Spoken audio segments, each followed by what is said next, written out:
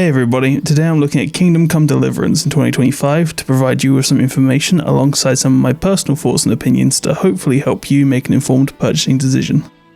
This is available on PC, in which I played it on, but it's also available on PlayStation, Xbox and Switch as well. Alright, so Kingdom Come Deliverance, or KCD as it's known by a lot of people, is a medieval open world game that heavily focuses on realism, while also trying to not forget it's a video game at times. Explore a world where most settlements are under threat, political warfare is throwing the land of Bohemia into turmoil, mostly due to an absent king who does not care for ruling as much as he does living a life of luxury and excitement. When trying to come up with a quick way to describe this title, the first thing that comes to my mind is a massive LARPing event mixed with a large video game RPG. With elements affecting your gameplay more than I thought they would, like even your character's smell can stop certain individuals from talking to you. This game was originally crowdfunded via Kickstarter, and was developed by Warhorse Studios, bringing Kingdom Come to the market in 2018. With many updates and DLC releases, is it worth playing now in 2025? That's what I'm here to find out. So this game is now 7 years old, and this is my first playthrough of the game.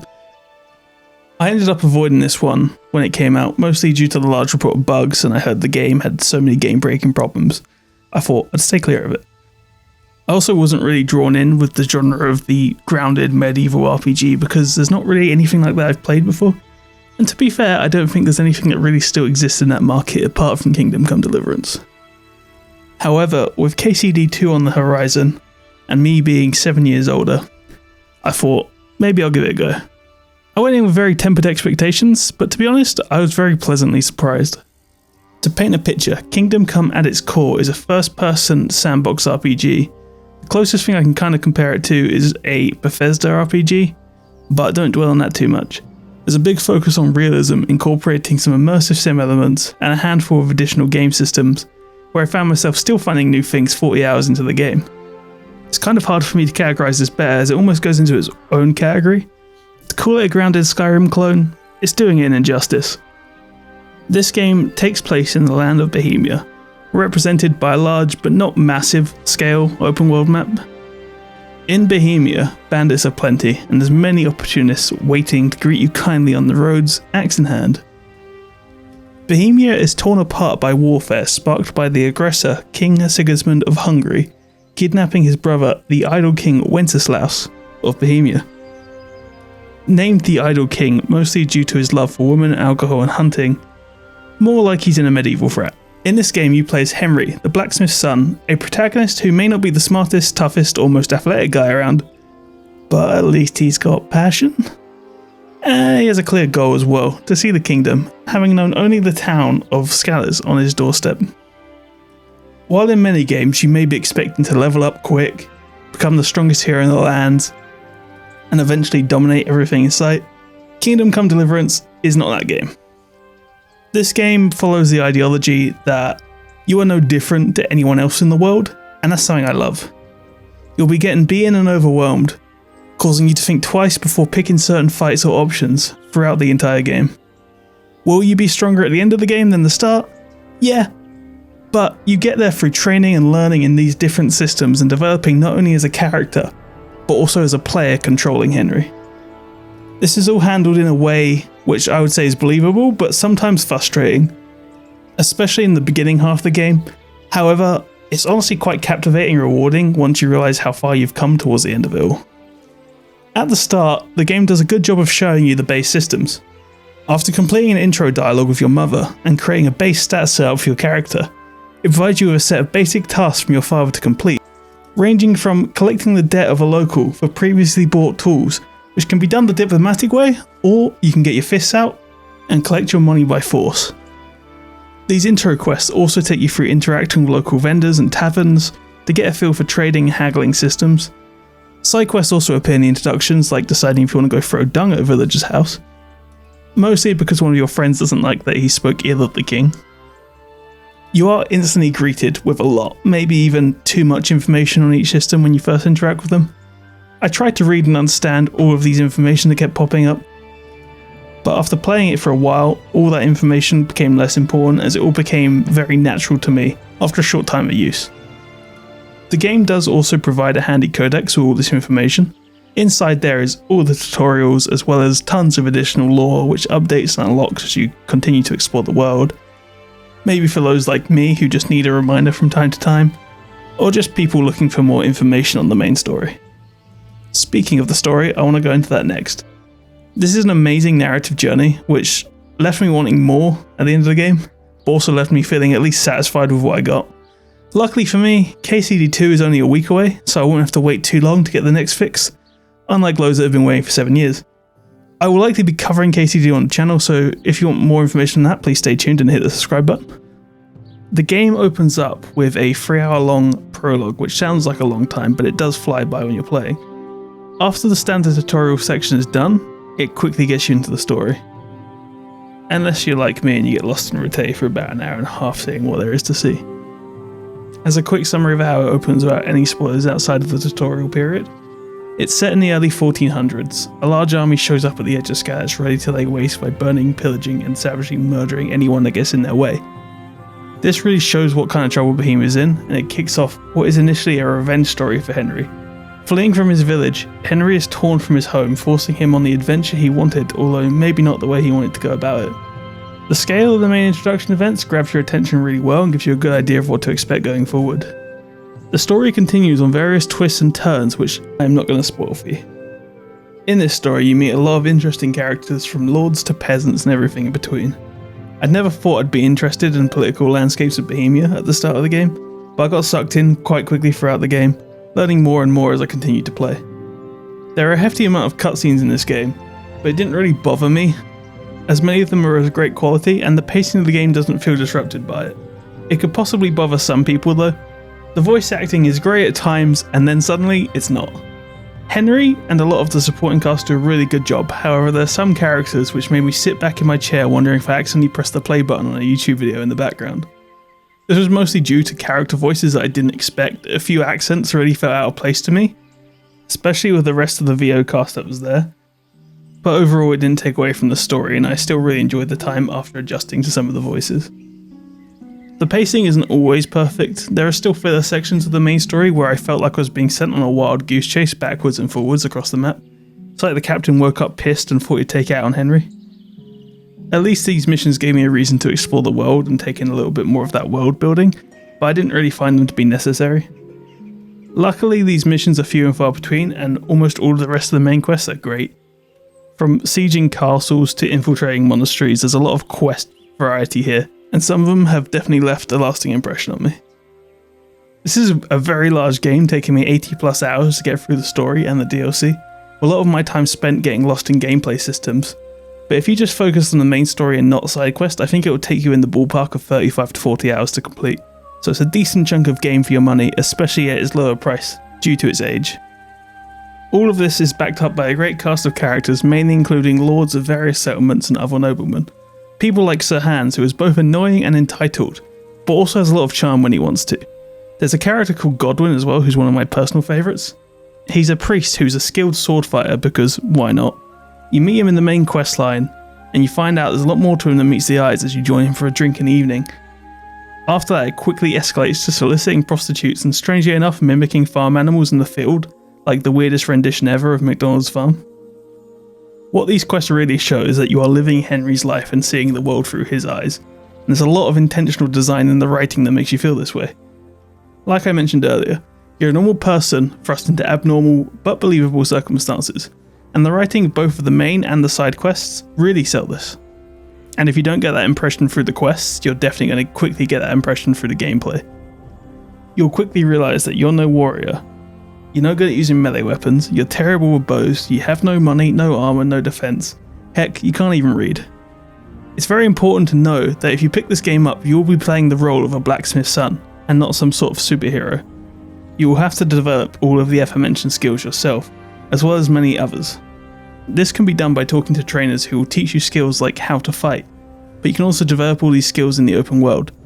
You can partake in in-game events such as tournaments and archery competitions to boost your abilities, practice stealth and thievery with the millers to perfect the art of pickpocketing, and there are many other things that you can do to build Henry in a way that suits you. I will admit, to me this was very conflicting at the start of the game. I understood the concept and why it was like that, but I felt very powerless. especially in situations where I had to fight off more than one person at a time. Over time though, it did feel rewarding. I did notice that as I learned combos and got better positioning, not only was Henry's stats improving, but also my personal playing ability was improving too, which at the end felt like a nice payoff and rewarding for the time I spent learning the systems. The combat works off a 5-point axis system, where you move your weapon of choice around choosing a point to attack, then either slice or stab the enemy. There's also a central point, but this from what I found is only for stabbing. This takes a while to get used to and is accompanied by a basic grappling system, combos where you can chain attacks in different directions to perform a finishing move, as well as a host of defensive maneuvers like basic blocking, perfect blocking, parrying, and a riposte system that they like to call master strikes. This is all introduced to you in stages as you improve your warfare and defensive abilities, which at least helps break down the complexity of the combat. I did find the combat really engaging, and there aren't many combat systems like this, at least the games that I've played. The closest thing I can think to compare it to is For Honor. There is, however, something I found a little bit disappointing with the combat, and that is, as you get through later in the game, there's a meta that evolves, where enemies get so good at defending, and it becomes a game where offense is punishing, and the best way to play is just to keep blocking and working off those master strike attacks. This doesn't make it boring, however, and it's still really fun. With some slight adjustments to allow more freedom, this could be one of the best melee combat systems I've ever used, which is my hope going forward for KCD2. The game also uses an armor system which is more in depth than what I've seen in other titles. With a total of 12 armor slots, not including accessories, letting you add layers and layers of different types of armor and under armor, there is a lot of gear to be had. It is important to equip all of these slots when preparing for combat when you can, as having something like a plate helmet on with nothing underneath it may not help you at all, as it may end up with you getting knocked out unconscious as there's nothing underneath the helmet to soften the blow. There are scenarios where you might not want to equip all these slots, however. The more plate and chain you're wearing, for example, the more noise you will make when sneaking. The darker your clothes are, the more you blend into the environment. This is great as it gives you a chance to tailor your armor to your playstyle, however I wish there was a loadout system, because I did not want to keep switching armor sets all the time, so it really narrowed down my playstyle mostly due to laziness. The armor system is also an effect of enemies and may affect your weapon choice. I started off only using swords and bows at the beginning of the game, which was fine, but later on I just kept getting my arse handed to me and not doing much damage at all. I realised then after looking at the different weapons that they have different qualities. Swords and axes, for example, normally do a lot of slash and stabbing damage, which is effective when attacking unarmoured parts of a character, whereas maces do blunt damage, which is great at crushing heavy armour. After noticing that, I started training with maces and exploring other options of different weapons more, and suddenly the combat got easier again. I loved that it forced me to explore different options to tackle different situations, but I do wish this was initially more explained at the start, even though I did manage to figure it out after my sword just kept bouncing off plate armour like it was nothing. This armour system also affects arrows, which did actually lead me to a funny moment where I was fighting a boss that kept owning me time after time after time. I eventually decided to switch it up and use arrows instead of just try kiting him around this room. Despite my 30 minutes of trying to smack him with a sword over and over again, I managed to kill him first try with 3 mostly well placed shots. Most of this game's combat consists of you versus a few bandits, but you occasionally have a few companions with you during quests, which allows you to become a bit more aggressive. There are also these big siege moments in the story. During these, you'll be provided with the opportunity to sabotage people or structures in the camp and set up different methods of attacking. These feel amazing, although there is only 1 of 2 of these in the game. I did really enjoy them both though, so looking forward to doing more of those. After you finish the scouting section, the siege begins and you march in alongside a large battalion of men and enjoy a large-scale warfare where you can single out opponents and take them down one-on-one, or treat it like a battle royale and third-party a lot of them. These moments are great and I hope they continue to build on this going forward. However, one thing I did find funny, but maybe a weird design decision, is the main characters in these sieges are invincible and unable to be downed, which led to me a strange moment where all of our troops had perished, and there was Sir Hans getting penetrated at every angle like he was in a Lily Phillips OnlyFans video. Some of these moments when you're fighting alongside companions are really fun, which is unfortunate because there isn't a companion system in the game that lets you party up with these NPCs and explore the world. This is something that I've always ended up doing in games like Fallout, Skyrim, Mass Effect, etc. But you do get a dog named Mutt. He can help you hunt animals, attack enemies, and also find hidden treasures. There's also a skill that goes alongside him called Houndmaster, which lets you do more things with him. Alongside Mutt, you also have a horse, which helps you get around a lot quicker.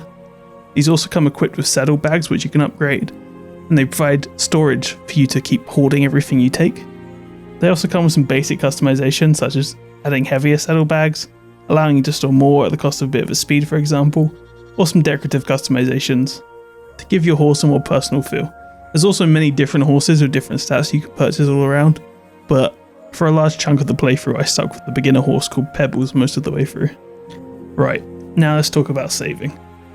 My main frustration with this game, especially in the early game where combat is a lot more difficult, is the design choice they decided with the save system. And oh boy. In the UK we have this product called Marmite. Some of you may have heard of it, some of you may have not.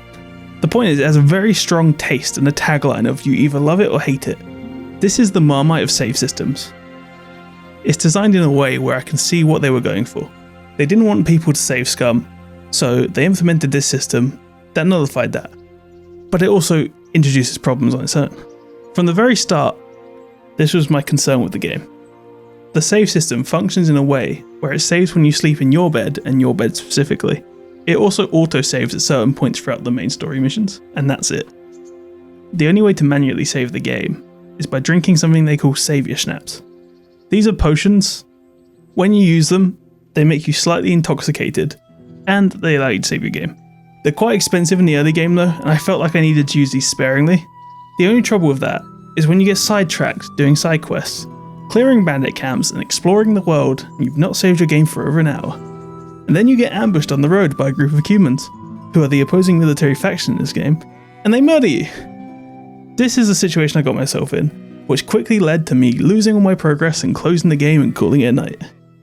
I'm sure some of your responses would be get good, and that's fair, but I'm sure I'm not the only person that's had this happen to them, which is a shame because I imagine it leads to the end of a lot of people's playthroughs. And I can understand that because there's not much worse feeling in a game than lost progression. It did almost feel like it would be the end of my run as well, but I got over it, launched the game again, and made sure from that point onwards I would keep my progress saved. This coincidentally prompted me to pick up alchemy, one of the many skills available in KCD, as I wanted to make sure I didn't run out of schnapps again. So I decided instead of paying 100 groschen for each one of them, I'd craft them, and this was game changing.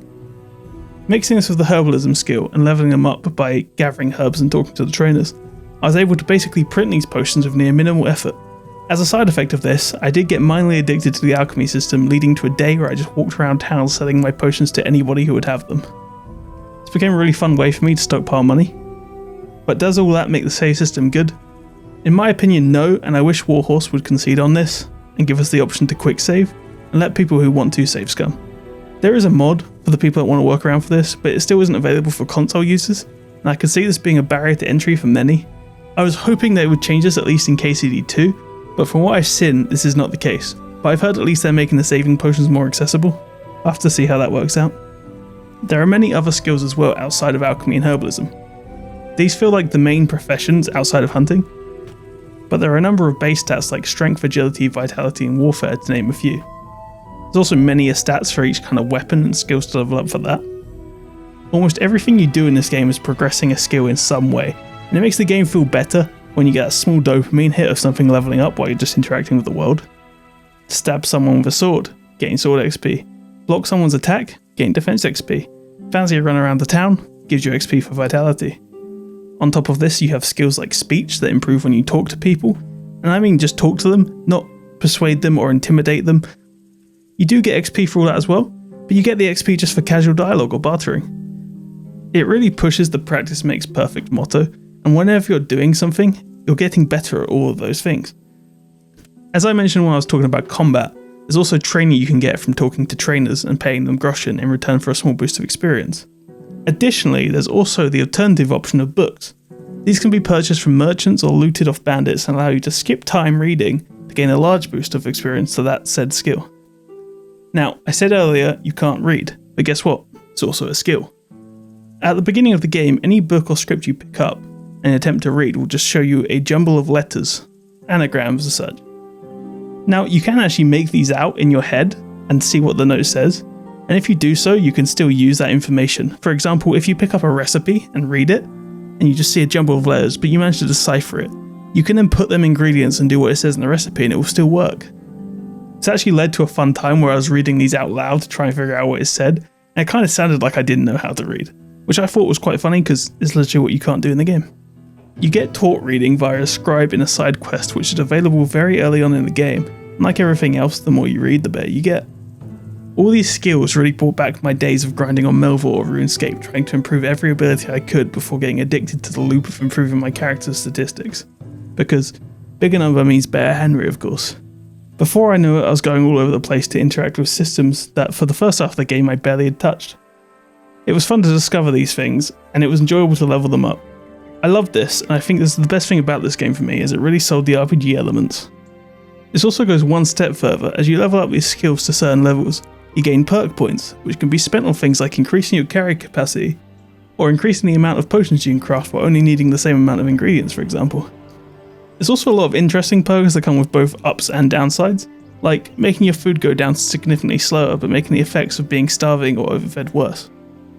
I would encourage anyone who's going to pick up this game to try out this skill system, as I think there's a lot of fun to be had, and honestly, this was one of the areas where I ended up spending a lot of my time. Additionally to skills, there's a lot of other stats that affect gameplay, like food, hygiene, energy, and drunkenness, for example. Some of these were initially another put off for me, because I'm sure a lot of us played those games that force you to stay fed and suddenly you're eating a whole cow every day, because for some reason the game thinks it's a normal diet, like you're Dwayne Johnson and you have your own private militia of muscles to satisfy. I'm happy to report that this game does not really do that. I found that getting a few slices of bread or cooked meat from an inn or a trader will keep you going for a few days, and you can always find plenty of these on the bodies of your enemies. There's also food pots scattered around camps and homes, which you can freely eat from without the residents blinking an eye at why a stranger came into their house and ate their whole family's dinner. Just don't grow a conscience and it will be fine. Being under or overfed will lead to a reduction in stamina, but it has to get really bad before it makes a big impact, and I didn't find this a hindrance at any part of the game really. Does it need to be included? I'm not really sure, but it's there for the people who like it and it's not an issue for me. They're clearly going for this realism vibe, so it makes sense to include it in the game. Energy also affects your stamina, but is very easily alleviated by eating certain foods or just going to sleep. I generally found you can stay awake for around 2 days before drifting off to sleep again. This was not really a hindrance to me either, as I ended up sleeping for a lot of the nights as the roads became more difficult to explore. The game does offer a time skip option as well, like in Skyrim or Fallout for example, but it does not restore energy. The drunk stat is pretty obvious. The more you drink, the more you wish you didn't. It's worth knowing that most of the potions contain alcohol, and you'll get tipsy or worse if you continue to chug them, but guess what? There's a drinking skill that levels and provides perk points as well. The other stat I wanted to talk about is hygiene. This one actually impressed me and made the world feel more realistic. If you're covered in blood, for example, people will mention it in conversation and some may not even want to talk to you. It also lowers your charm when trying to persuade people. There are troughs located all over town allowing you to quickly wash most of the muck off yourself and regain that important charisma stat. But there are also bathhouses where you can wash yourself, launder your clothes, or, if you really want to, you can seek the one-on-one services of one of the bathhouse women to have a good time, which also provides you with a positive buff. Overall, with my thoughts and feelings of the gameplay is I found the combat fun and a great place to develop more in the future. The interactive skill system kept me exploring, improving, and felt rewarding overall. I do have one small little pet peeve, however, and that's when the NPCs are walking from place to place in quests, they put a walk button in the game, which you can toggle on and off, but for some reason, when you walk, you do not walk at the same speed, leading you to constantly start a step. This is present in a lot of games and always annoys me. Now, as this is an open world game, one of the most important features is the world map itself. I would say the world map is quite large, but not on the scale of something like Stalker 2, with it taking roughly 15 minutes to ride from edge to edge on horseback, sprinting wherever possible. They did seem to focus a lot more on density than size, however. There's plenty of bandit camps scattered from place to place and interesting sights to discover along the way. It has some of the most realistic looking forests in the countryside that I've ever seen in a video game. That's not something I ever thought I'd be pointing out to someone, but it got my attention while I was playing it. The game wants you to get lost exploring in towns, forests, and everything in between, rather than focusing on sprinting large distances just to go from place to place. All the towns and villages are full of different vendors to explore, and different towns having different shops, except for the larger ones like Rete and Sasau, which seem to have all the types of shops covered. This gives you a reason to hop between town to look for different things. In these towns, all of the NPCs seem to have simulated lives with scheduled times for things like waking up, going to work, going to the tavern, gambling on dice, going to sleep, and everything else they may do in between. This gives the world a very true to life feeling. to the point where you even see the main characters walking around town living their lives, and you may even have to search for them when you need to speak to them for quests. It kind of blew my mind seeing these main characters travelling from place to place, as it's not something I'm used to in games, and some of them even travel between towns. Travelling this world through horseback felt okay. I did keep getting stuck on bushes that were impassable, and a lot of other debris, so at times it's definitely best to stick to the roads. They fill the downtime of travelling with randomly generated events similar to those in Red Dead 2, where you may get ambushed by bandits, roadblocks, or even encounter random merchants or peasants on the side selling up unique items. This does a good job of breaking up the travelling. It's also had really good side events, like one time I found a nervous nobleman on the side of the road who demanded a duel because his mum insulted him for not finding a good wife and told him he needs to man up. So there he is out there dueling people to prove himself. These events can either lead to nothing, or really good items and memorable moments to take away. There's also a great fast travel system, which actively sims Henry travelling the road to the destination you choose, and lets you interact or attempt to skip these random events when you encounter them, making sure you don't miss the opportunity, even when fast travelling. Moving on to graphics, the game looks amazing for a game that's 7 years old. It still stands up today. Everything in the game looks like it belongs in the world, and there are relatively high-res textures in all the buildings, and a lot of shrubbery and foliage to boot. This gives the world a beautiful landscape. The NPC detailing is also great, with the weakest part being their faces, but the small dinks in the serf's armour to the tears in the rags of peasant clothing really did impress. Combine this with a system that makes your clothes and armour look blood-stained after fights, muddy and dirty after trudging through the rain and forest, as well as dents and tears the more damage it is. This all combines to make a great overall graphical presentation, especially for a game from 2018. I personally have no complaints about the way it looks. It definitely intentionally goes for a more natural, down-to-earth presentation, and it fulfills what it sets out to do in this regard. It's also, to my surprise, running on CryEngine, which looks great, but also means no Unreal Engine stutter. This game does not support any ray tracing or DLSS/FSR functionality, mostly due to its age. I'm running this on a 4090 with a 9800X 3D at 4K, so I shouldn't have really got any performance problems, and I'm happy to report I did not. Easily getting 120 plus FPS with all the settings maxed out, including all the future-proof settings enabled. The game has a decent amount of graphical options, so you can scale this to your rig, but I imagine nobody should have any issues with this unless they're playing on a high resolution with an old card. Now this game has been out for years, I'm happy to report that I did not see any game-breaking bugs. That's not to say, however, that I had a bug-free experience. I had times where the camera was not pointing at the character during dialogue, to maybe my character not even being where he should have been in the first place, and other times NPCs getting stuck on other NPCs when you're following them. I had maybe a single crash throughout my 80-hour playthrough, and I'm not even sure if that was game-related. There was nothing that majorly impacted gameplay, and when bugs did happen, they mostly made me laugh rather than distracting from the gameplay experience. As mentioned before, if you are playing the campaign with no side quests, I think this will keep you entertained for 40 hours or so, with the side quests easily doubling that, and from the completionists I'm seeing numbers of 120 plus hours.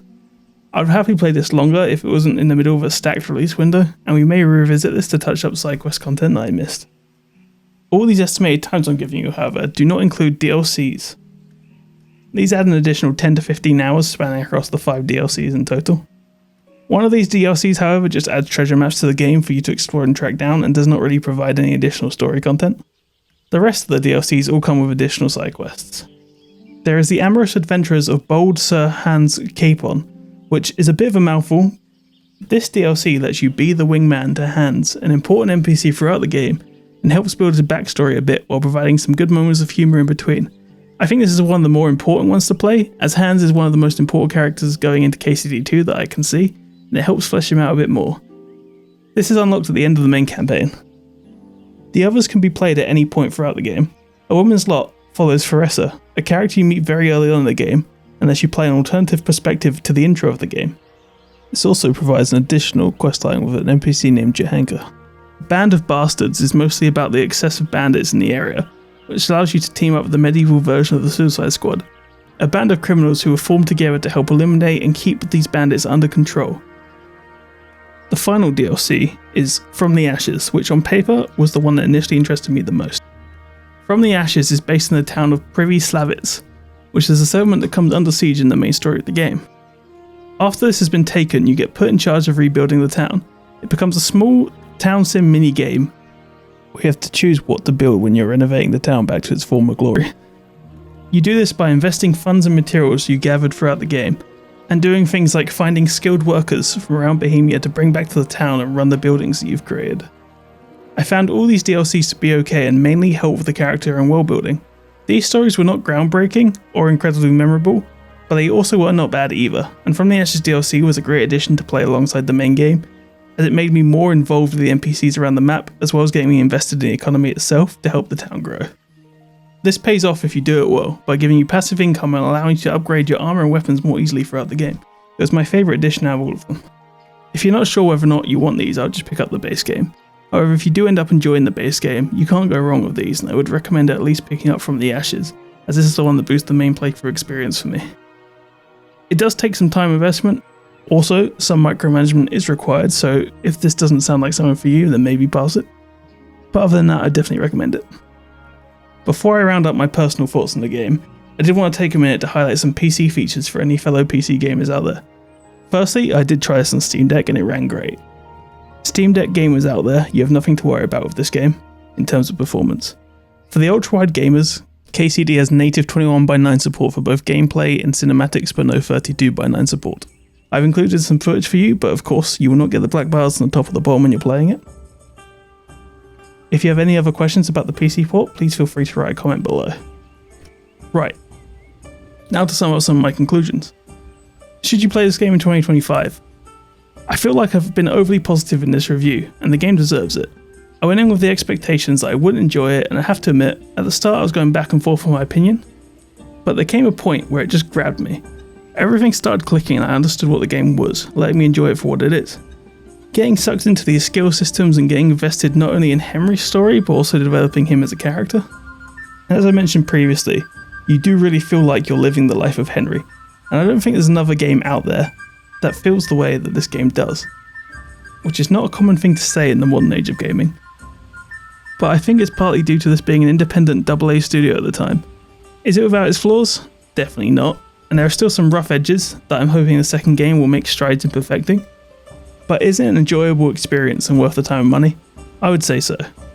With KCD 2 on the horizon, which I do plan on covering, and the previews I've seen suggest the main story picks up right where this one leaves off.